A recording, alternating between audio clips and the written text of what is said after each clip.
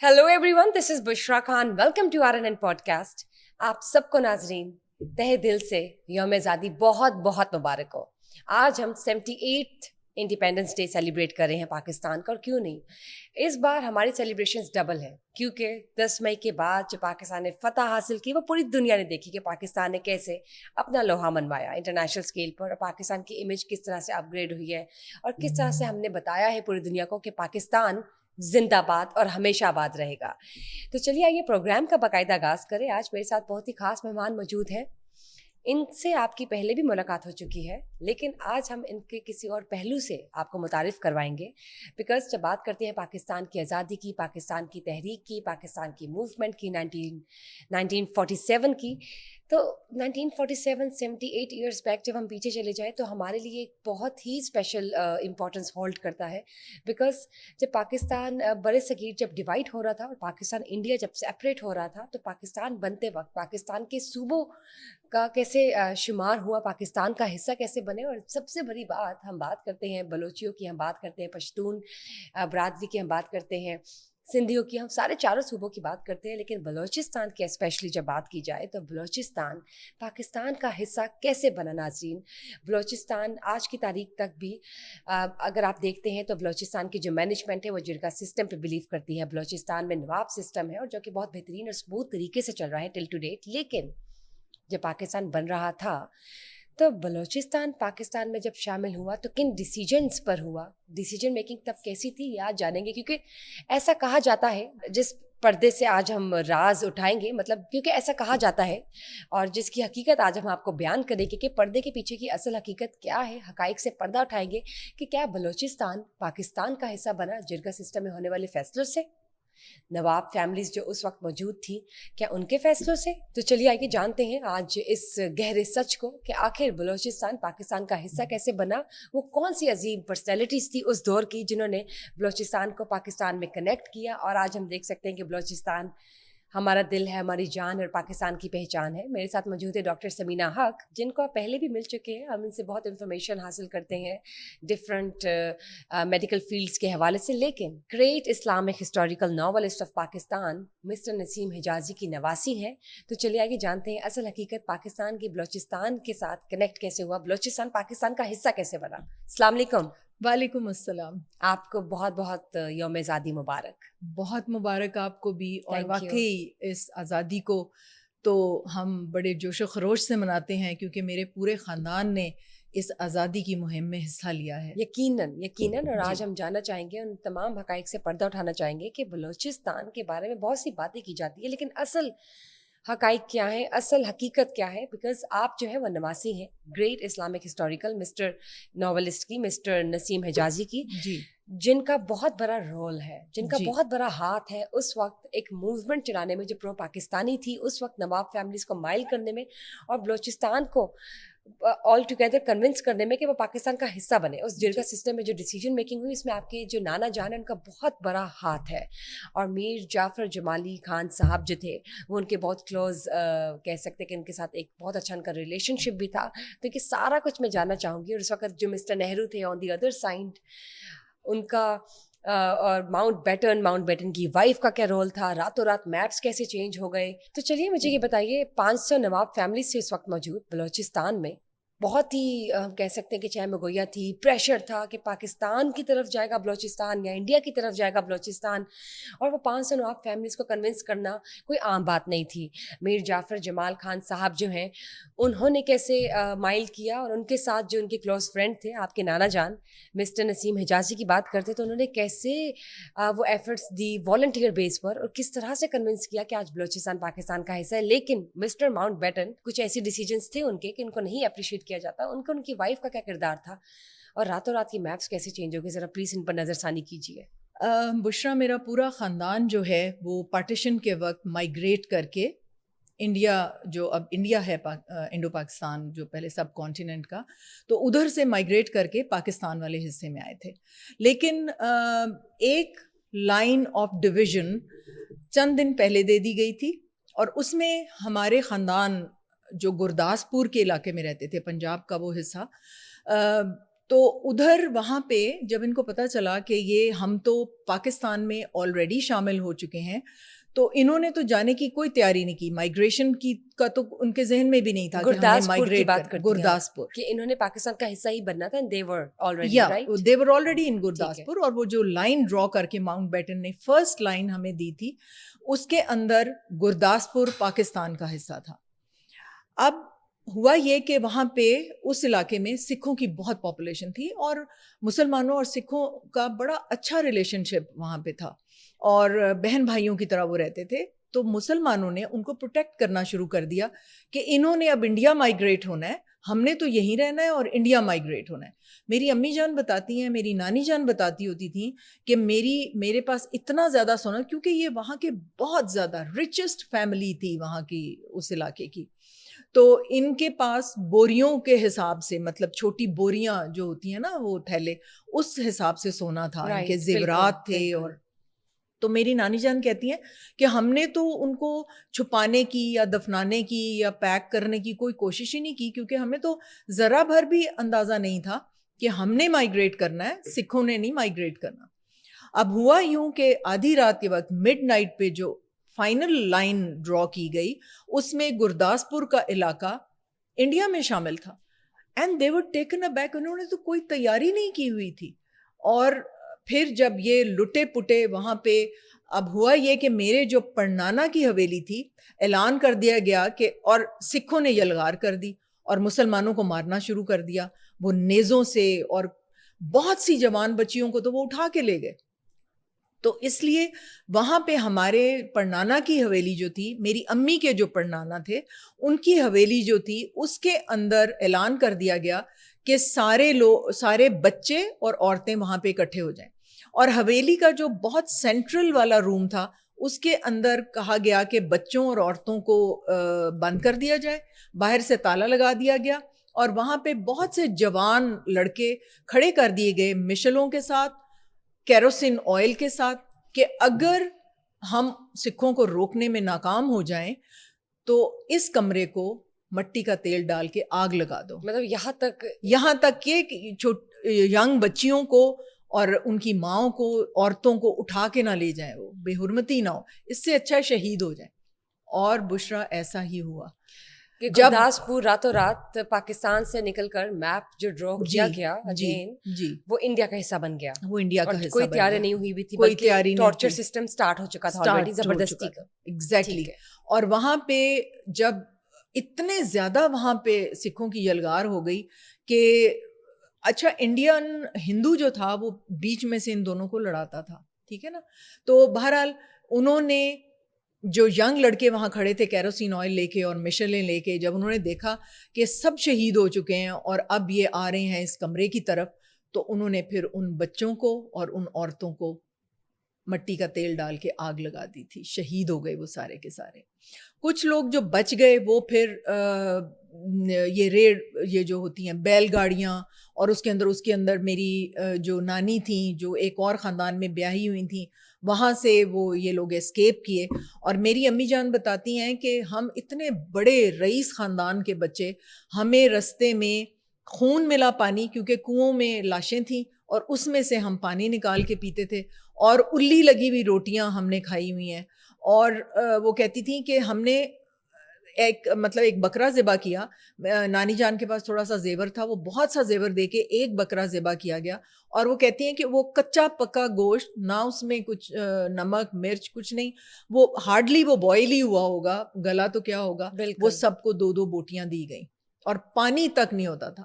جب ہم میز پہ بیٹھ کے کوئی شکایت کرتے تھے نا کہ امی یہ کیا پکایا, تو امی کہتی تھی مجھے وہ الی والی روٹیاں اور مجھے وہ خون والا پانی یاد آتا ہے جب تم لوگ نخرے کرتے ہو, جو ہم نے کھایا. کتنی قربانیاں دی ہوئی ہیں, اور کس طرح سے جد و جہد اور قربانیاں اپنی جان دے کر پاکستان بالکل. اور میری نانی جان اپنا خاندان لے کے اس ٹرین میں بیٹھ گئیں جو آپ کو پتہ ہے کہ جس پہ سارے لوگ شہید کر دیے گئے تھے. ایک بچہ بچا تھا جس کو قائد اعظم نے اور فاطمہ جناح نے پھر نکالا تھا ٹرین میں سے. اب اس ٹرین میں بیٹھ گئیں. ایک اسٹیشن پہ پہنچی تو میری امی کے ماموں جو ریلویز میں ہوتے تھے, ان کے ایک دوست نے کہا کہ یہ تو یعقوب صاحب کی ہمشیرہ بیٹھی ہوئی ہیں ٹرین میں. وہ بھاگا ہوا ڈبے میں آیا اور میری نانی جان اور سارے بچوں کو انہوں نے کہا کہ میں نے سنا ہے کہ اس ٹرین پہ انہوں نے کوئی زندہ نہیں چھوڑنا, تو آپ میرے گھر رک جائیں رات کو, میں آپ کو اگلی ٹرین پہ بھیج دوں گا. اب جب یہ ٹرین وہاں پہنچی اور میرے وہاں پہ جب ان کو دیکھنے کے لیے لوگ آئے تو وہاں پہ کوئی بھی زندہ بچا نہیں ہوا تھا, تو ان کی غائبانہ نماز جنازہ پڑھی جا رہی تھی جب یہ لوگ اگلی ٹرین سے پہنچ گئے. موومنٹ کی بات کر رہی تھی آپ, یہ بتائیں کہ اب مسٹر نہرو کا کیا رول تھا, اور راتوں رات یہ جو لائنز بن گئی, ان سے پہلے ایسی کون سی میٹنگز ہوئی جن کا آفیشیل کوئی ریکارڈ نہیں تھا, کیونکہ جو آفیشیل میٹنگز ہوئی تھی اور جن میں کچھ فیصلے ہوئے تھے کہ یہ حصہ یا یہ خطے میں جو بنتا ہے وہ پاکستان کا ہے اور باقی جو انڈیا کی جانب ہے, اس میں ہیرا پھیری کیسے ہوگی راتوں رات, ڈیسیجن میکنگ کیسے چینج ہوئی مسٹر نہرو. اور ہم بات کر لیتے ہیں مسٹر ماؤنٹ بیٹن کی اور ان کی وائف مس ایڈوینا کی, کیا چکر, کیا کنیکشن تھا, کیا ریلیشن تھا کہ بات یہاں تک آئی؟ یہ بات پاکستانیوں کو پتہ ہونی چاہیے کہ یہ ہوا کیا تھا. ہوا یہ تھا کہ جواہر لال نہرو کی ایک وائف تھیں جن کو وہ بالکل اٹینشن نہیں دیتے تھے, اور وہ 1935 میں ٹوبرکلوسس سے ان کی ڈیتھ ہو گئی, اور سوئٹزرلینڈ کے کسی کلینک میں ان کی ڈیتھ ہوئی. اور جب یہ واپس انڈیا آئے تو ہی اسٹارٹیڈ وزٹنگ, جہاں جہاں انویڈ کیا ہوا تھا نا برٹشرز نے, وہاں وہاں کلونیل جو سسٹم تھا اس کو جا کے ریڈ کرتے تھے اور جا کے آبزرو کرتے تھے. تو سنگاپور گئے, وہاں پہ یہ Mountbatten and Mrs Mountbatten وہاں آئے ہوئے تھے ایز وائس رائے. وہاں پہ پہلی ملاقات ہوئی نہرو کی, جواہر لال نہرو کی اور ایڈوینا ماؤنٹ بیٹن کی, اور انسٹنٹلی ہی واز وہ بہت ایک اسمارٹ آدمی تھا, ٹال اینڈ ہینڈسم اور کرسپ اس کی لینگویج تھی, اور اس کو پتا تھا کہ وہ کیا کر رہا ہے. اس کو پتا تھا کہ ماؤنٹ بیٹن جو ہے اس نے یہ سارے ڈیسیجن لینے ہیں. He lured Edwina into falling in love with him. Oh, I see. Mount Batten knew about it. Mount Batten کو پتا تھا, he already knew about it. اس کو پتا تھا. اب سنگاپور میں تو اتنا انٹریکشن نہیں ہوا, لیکن they met again جب 1947 میں last viceroy of subcontinent بنا کے بھیجا, لوئی ماؤنٹ بیٹن شاید ان کا نام تھا, اور ایڈوینا, یہ دونوں پھر آ گئے اور جواہر لال نہرو سے ملاقاتیں ہوئیں, اور یہ اکیلے بہت سی ملاقاتیں کرتے. ماؤنٹ بیٹن واز بزی, اور ایڈوینا اور جواہر لال نہرو جو تھے وہ بہت زیادہ آپس میں ان کی دوستی. They frequently met off the record, private meetings. اور پھر جواہر لال نہرو نے اس کو اپنی محبت میں گرفتار کیا, ان کے پیشنیٹ ریلیشن شپ تھا, اور اس کے بعد he convinced Edwina to change the line of division. Oh, I see. So اس نے ماؤنٹ بیٹن کو فورس کیا, کیونکہ وہ ایک بہت courageous, بہت زیادہ وہ outstanding, very intelligent and very good looking woman, اور وہ اس نے ماؤنٹ بیٹن کو کنونس کر دیا کہ تم اتنی سی لائن ہی تو چینج کرنی ہے. اور اس سے کیا ہوا کہ رستہ کھل گیا کشمیر کی طرف, ورنہ تو ان کے پاس کشمیر کو جانے کو کوئی رستہ ہی نہیں تھا. اور اس کے بعد وہاں پہ جو میرے جو سارے انسیسٹرز ہیں, جو میرے پٹرنل اور میٹرنل, میرے دادا جو تھے وہ وہاں کی پولیس میں تھے میرے, اور ان کا سارا خاندان جو تھا وہ برٹش آرمی میں بھی تھا, اور ادھر میرے نانا was very very rich family, اور وہ سب کو اپنا سب کو چھوڑ کے اور راتوں رات مائیگریٹ کرنا پڑا, ہر چیز چھوڑ کے آ گئے وہاں پہ. امی تو اکثر اپنا ایک زرد جوڑا بھی بڑا یاد کرتی ہیں, مجھے بڑا پسند تھا, میں وہی لے آتی, میں ادھر ہی چھوڑ آئی. My mother was very young, بہت چھوٹی تھی جب پارٹیشن ہوئی ہے. اور یہ سٹوری ہے کہ ماؤنٹ بیٹن نے اس کو اپنی محبت میں گرفتار کیا. آپ دیکھیں کہ کیسے لوگ یوز کرتے ہیں اپنی نیشنز کو بنانے کے لیے, کہ اس نے ماؤنٹ بیٹن کی بیوی سے ہی عشق لڑا کے اپنا سارا کام نکلوا لیا, اور یہ ہو گیا, اور یہ ہو گیا, جو اسٹریٹجی اس میں کامیاب بھی ہو گئی, اس میں کامیاب ہو گیا. اور آج ہم دیکھ سکتے ہیں, اور اس کی اپنی 5 بیویاں تھیں جواہر لال نہرو کی, 5 wives, اور اس کے اندر ایک وہ کیا کہتے ہیں ان اناؤنسڈ وائف میں بھی یہ بھی تھی ایڈوینا. یعنی کہ ہم کہہ سکتے کہ he was good, he was a good politician, اس نے اپنی نیشن کے لیے بہت بڑا کام کر کے گیا. کیا اس نے He was a بہت smart man غلط جو- طریقے سے illicit طریقے سے کیا, illegitimate طریقے سے کیا. یہ ایک بہادر لیڈر یا ایک جیسے ہمارے قائد اعظم تھے اسٹریٹ فارورڈ اور سچ بولنے والا انسان, یہ ایسا نہیں تھا ہندو لیڈر. یہ ہندو لیڈر نیچے سے کننگ اسٹریٹجی اسٹریٹجی ہوتی ہے ان کی. یہ بتائیے 500 نواب فیملیز, 500, 1 2 3 50 100 یا 150 نہیں, 250 بھی نہیں, چلے 450 بھی نہیں, بلکہ 500 نواب فیملیز اس وقت جب سیپریشن ہو رہی تھی انڈیا اور پاکستان کی, کیسے کنونس ہوئی؟ اور بلوچستان کا جرگا سسٹم, کیا انہوں نے ہی ڈیسیجنس لیے کہ پاکستان میں شامل ہونا؟ اور فار انسٹنس اگر جرگا سسٹم میں آتا کہ پاکستان میں نہیں ہونا, تو کیا آج بلوچستان انڈیا کا حصہ ہوتا؟ یہ بھی پلیز بتائیے. اب آپ دیکھیں کہ نانا جان نسیم حجازی ناولز انہوں نے پری پارٹیشن ہی لکھنے شروع کر دیے تھے. He was only 17 years old when first novel was published and it was a best seller. وہ بیسٹ سیلر ہو گیا تھا. تو اس وقت پارٹیشن ابھی نہیں ہوئی تھی, لیکن چند ناول لکھنے کے بعد پھر یہ جرنلزم کی طرف چلے گئے. کوہستان بھی انہی کا اخبار تھا, لیکن وہ لیٹر آن وہ پھر آیا تھا پاکستان بننے کے بعد. لیکن جو اخبار تھا کراچی میں, نانا جان نے ایک اداریہ لکھا اور اس پہ برٹش گورنمنٹ نے بہت آبجیکٹ کیا, اور پھر وہ سارے اخبار جو تھے وہ برٹش گرانٹ آنی شروع ہو گئی ان کو کہ آپ وہی لکھیں گے جو ہم کہیں گے. تو وہ گرانٹس آنی, جب وہ گرانٹس آنی شروع ہو گئیں تو نانا جان نے وہ اخبار بھی چھوڑ دیے, اور پھر میر جعفر خان جمالی کے کہنے پہ وہ بلوچستان چلے گئے. اب بلوچستان میں میر جعفر خان جمالی بہت ہی ایک ہمدرد اور شفیق دوست کی طرح ان کو ملے, اور وہاں سے تنظیم اخبار نکالنا شروع کیا. اور یہ جب 1947 کی موومنٹ ہو رہی تھی, اس وقت نانا جان بلوچستان میں تھے, اور کئی مہینے کی مسافت, کئی مہینے کی وہ جو کنونسنگ تھی, اور وہ طریقہ یہ تھا کہ فنڈنگ تو میر جعفر خان جمالی کرتے تھے, لیکن وہ اخبار, اس کے اداریے, اس کا پورا جو لکھنے کا وہ تھا, وہ نانا جان کی ذمہ داری تھی, نسیم حجازی کی, اور وہ روزانہ ان 500 گھروں میں وہ اخبار مفت جاتا تھا. یعنی کہ ہم یہ کہہ سکتے ہیں کہ جو ایک نئی تنظیم, اخبار تو آلریڈی کوئٹہ سے چل رہی تھی, لیکن اس کو فنڈز جو ملتے تھے وہ میر جعفر خان جمالی صاحب کے اینڈ سے. بالکل. اور اس کو رن کون کر رہا تھا؟ کہ جو ایک نئی موومنٹ سٹارٹ ہوئی تھی پرو پاکستانی, یا کنونس کرنے کی, یہ ایک اسٹریٹجی تھی بالکل اسٹریٹجی تھی. پھر وہ میٹنگز بھی ہوتی تھیں, اور جلسے جلوس بھی نکلتے تھے, اور اس کے ساتھ ساتھ یہ اخبار, کیونکہ اخبار لوگ بیٹھ کے پڑھتے تھے گھروں میں, تو یہ تنظیم اخبار میں, جیسے کہ جب جواہر لال نہرو نے 10 کروڑ روپے اس وقت آفر کیے تھے نوابوں کو کہ ہمارے ساتھ ٹیمپریرلی مل جاؤ, ہم آپ کو ایک سوورن اسٹیٹ بعد میں بنا دیں گے. تو نانا جان نے اداریہ لکھا, پٹھان بک نہیں سکتا. ٹھیک ہے, تو وہ ایک بڑا بک نہیں سکتا, اور مسٹر نہرو نے برائبڈ 10 کروڑ جو ہیں, اور وہ انہوں نے اس کی آفر ٹھکرا دی اس اداریے کے بعد. پھر یہ موومنٹ چلتی رہی, اور مسلم لیگ کے کچھ لوگ جو پرو انڈیا تھے, انہوں نے کیا کیا, میر جعفر خان جمالی کے خلاف ایک موومنٹ شروع کر دی بلوچستان میں.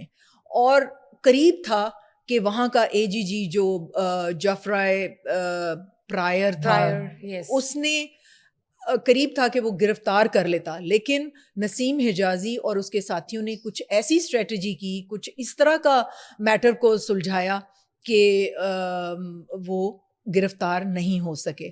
اگر وہ اس وقت گرفتار ہو جاتے تو تنظیم ساز جو اسمبلی تھی وہاں پہ ایک وہ شخص الیکٹ ہو کے چلا جاتا جو پرو انڈیا تھا, اور اس نے انڈین آپ کو پتا پھر کیا ہوتا جس طرح راتوں رات میچ چینج ہوئے. بالکل. یعنی کہ ہم کہہ سکتے کہ آپ کے نانا جان کامیاب ہو گئے 500 نواب فیملیز کو کنونس کرنے میں کہ وہ بلوچستان کو پاکستان کا حصہ ہی مانے اور اسی میں شامل ہو جائے. لیٹر آن یہ جو موومنٹ تھی پرو پاکستان یہ کامیاب ہوئی, اور آج ہم دیکھ سکتے ہیں بالکل ایسے ہوا کہ ماؤنٹ بیٹن نے 3 جون کو 1947 کو اعلان کیا کہ بلوچستان کیونکہ جرگا سسٹم پہ چلتا ہے تو اس کی ساری وہ جو ہے ایک ریفرینڈم سا ہوگا اور نوابوں کے ووٹ ڈلیں گے, اور وہ پھر ڈیسائیڈ کریں گے فیٹ بلوچستان کا. تو اس وقت اس میٹنگ میں جو کہ وہاں پہ کوئٹہ کے ٹاؤن ہال میں ڈیسائیڈ کی گئی, اس میں جیفرے پرائر جو اے جی جی تھے وہ آ گئے اور انہوں نے سارے نوابوں کو وہاں پہ موجود تھے اور انہوں نے ماؤنٹ بیٹن کا پیغام سنایا.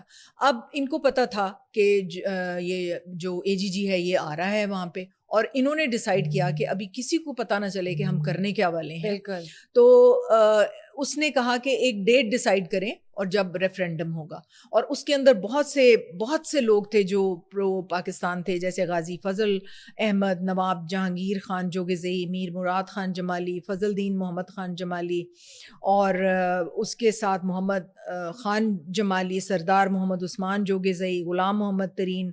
تو یہ بہت سے نام ہیں جن میں سے بہت سے میں مس بھی کر رہی ہوں, لیکن یہ آگے یہ لوگ تھے اور انہوں نے وہاں پہ موجود تھے سارے نواب, اور یہ نسیم حجازی نے ان سب کے ساتھ مل کے نواب جتنے تھے ان کو کہا کہ آج ضرور پہنچنا ہے آپ نے.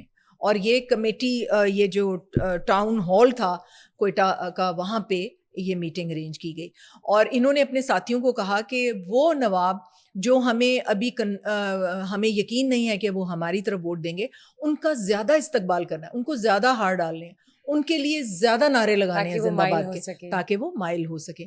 اچھا, جب وہاں پہ بیٹھے ہوئے تھے اور اس ایز ایکسپیکٹڈ اے جی جی جو جیفرے پرائر تھے, انہوں نے جب اعلان کیا, ماؤنٹ بیٹن کا پیغام دیا کہ جی ایک ڈیٹ ڈیسائیڈ کریں, تو وہ جعفر خان جمالی انہوں نے کہا جی ہم ابھی سارے نواب ادھر موجود ہیں, ہم ابھی ووٹنگ کر لیتے ہیں, ہم ابھی ریفرینڈم کر لیتے ہیں. اور وہ ایک طرف دروازے کمرے کے کھڑے ہو گئے, انہوں نے کہا جی جو میرے ساتھ ہے وہ آ جائے اور کھڑا ہوتا جائے اور ابھی فیصلہ ہو جاتا ہے. تو وہ اے جی جی جو تھا وہ تو ایک دم گھوم گیا نا, پریشان ہو گیا کہ اب میں کیا کروں, ہی couldn't do anything. تو یہ نسیم حجازی تاریخ گواہ ہے کہ یہ سارا ماسٹر مائنڈ اس پلان کا نسیم حجازی تھے. زبردست. اچھا, اس کے بعد یہ سارے نواب جو نان مسلم بھی تھے وہ بھی آ کے اس طرف کھڑے ہو گئے, اور وہ چند رہ گئے جو دوسری طرف تھے, تو مائنورٹیز میں بہت ہی کم رہ گئے, سارے آہستہ آہستہ اس طرف ہی آ گئے. یس.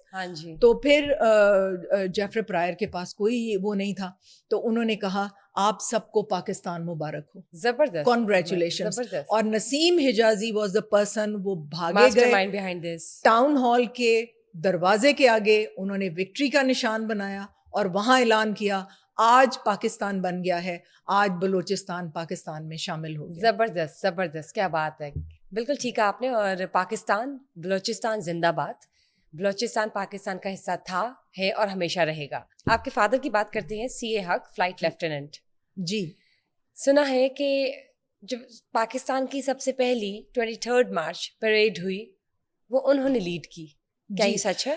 جی بالکل, وہ ایک بہت بریلینٹ ایئر فورس آفیسر تھے, اور جو پاکستان ایئر فورس کی پہلی 23 مارچ کی پریڈ تھی وہ انہوں نے کمانڈ کی تھی. اور ڈان اخبار میں اس کی تصویر جو ہے وہ ابھی بھی میرے پاس اس کی کٹنگ ہے, جس میں میرے فادر پریڈ کو کمانڈ کر رہے ہیں. یہی نہیں, 1965 کی وار میں میرے فادر, ہم لوگ اس وقت سرگودا بیس پہ ہوتے تھے, اور وہاں پہ میرے فادر سیکیورٹی آفیسر تھے, فلائٹ لیفٹیننٹ سی اے حق, چودھری انوار الحق. اور ان کی گیلنٹ سروسز پہ ڈیورنگ دا وار ان کی جو پرفارمنس تھی اس کی ریکگنیشن میں ان کو تمغہ جرأت دیا گیا تھا. And he was a gallant brilliant officer of Pakistan air force. اور میرے چھوٹے بھائی اسکواڈ لیڈر تنویر الحق نے سورڈ آف آنر لی تھی, اور ابھی تک اس کا ریکارڈ پاکستان ایئر فورس میں کوئی بریک نہیں کر سکا. No one could break till to date. Amazing. Good to know that کہ بلوچستان کو پاکستان کا حصہ بنانے میں آپ کے نانا جان مسٹر نسیم حجازی کا بہت بڑا ہاتھ ہے, بلکہ he was the mastermind behind all this to convince 500 Nawab families of those time. Anyways, Pakistan میں بلوچستان ہمیشہ سے تھا, ہے اور رہے گا, اور باقی چاروں صوبے بھی, اور یہی پاکستان کی پہچان, اور پاکستان ہمیشہ سے تھا, ہے اور رہے گا. پاکستان زندہ باد, ہمیشہ آباد. Thank you for being part of the show. یوم آزادی پھر سے مبارک آپ سب کو بھی ناظرین, یوم آزادی بہت بہت مبارک. Thank you for being part of the show. ہم پھر سے ملیں گے, لیکن اس سے پہلے پاکستان زندہ باد.